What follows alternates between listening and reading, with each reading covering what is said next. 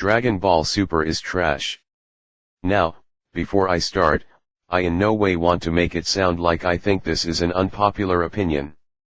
The general consensus on this series is that the writing is pretty bad, so I don't think my opinion on this subject is very nuanced or anything, but at the end of the day, shit is shit, and Dragon Ball Super's writing is definitely a good example of shit. I think the examples of terrible writing mainly stem from the biggest problem of the franchise itself, which is power creep. Characters get strong. Too strong. This isn't just a problem with Super, hell, if you look at Z, Goku at the very start versus the very end is insane. He's literally millions of times stronger if you take into consideration that his power level at the very start is somewhere between 400 to 900, and by the end as a Super Saiyan 3, he should be like, somewhere in the billions. But I feel like things escalated way too quickly in Super. Like at the very beginning of the series when Goku becomes a god, the series makes it sound like it's some newfound power Goku never could have achieved even in a million years through normal means, and yet in the next arc, even after slapping the Super Saiyan multiplier onto his god form, he still gets beaten around by Frieza, who somehow caught up to him in a mere 4 months, which is so illogical when you think about it even for 3 seconds. There are several examples of this, like Gohan training for a day in the Universal Survival arc, going from getting hooped by Piccolo to going toe-to-toe with Blue Kaioken Goku. Don't get me wrong, I love Gohan, he's my favorite character in the franchise, but if they wanted him to get stronger organically, he should have done it in a way that made sense and didn't cheapen Goku and Vegeta's progression. This brings me to my next point, the stupid transformations.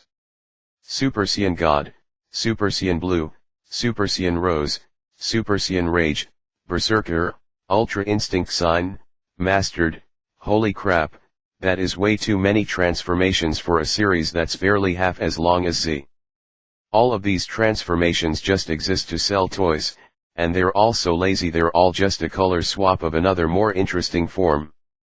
Except for SSG and UI, all of these forms are never explained. Think about it. Is it ever explained why Kale has some Broly LSSJ transformation? Not as far as I remember, hell, in the anime it's not even given a freaking name as far as I can recall. The same goes for Super Saiyan Rage, which is not name dropped or explained. It's so lazy it hurts. In Z, the forms mattered because they all either were built up to or at least had some kind of explanation, so they didn't feel out of nowhere. Super Saiyan 1, they literally spent the whole arc building up to it. Super Saiyan 2, Gohan's always had bursts of anger that made him stronger than anyone else.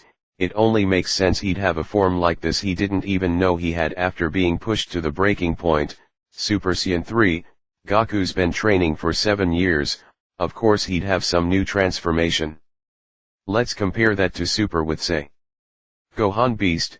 How is the form achieved? He just gets angry and unlocks it? Did he train for it?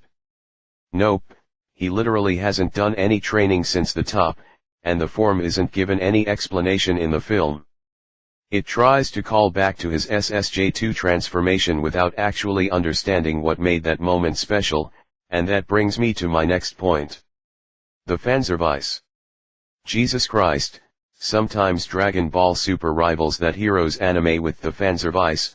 Let's see, Frieza comes back, twice, evil Goku shows up, Trunks returns, in the manga Goku learns of Bardock, Gohan fighting a Rico Lord version of Cell and unlocking a new form, and, the biggest offender, a lot of people like that film, but we can't ignore the fact that it literally has freaking Broly, go from being weaker than base Vegeta, to being able to go toe-to-toe with Super Saiyan Blue Gogeta. All in one movie, again, all the improvements Goku and Vegeta go through the series, just for it to be surpassed by Broly in a day, all for the sake of a fanservice fight that we admittedly probably dreamed of as kids. Geez, you can't make this up. Also, another thing, DBS made Bardock and Goku's origin story so much less cool. People already called Goku a Superman ripoff, but now he's an exact carbon copy. They even copied the moment of Jor-El and Soup's mom sending Clark to Earth. I don't know, I just found it much cooler how Bardock literally didn't give a shit about Goku until he learned he'd go on to defeat Frieza. The Granola arc in the manga tries to make Bardock a good guy, which I just dislike.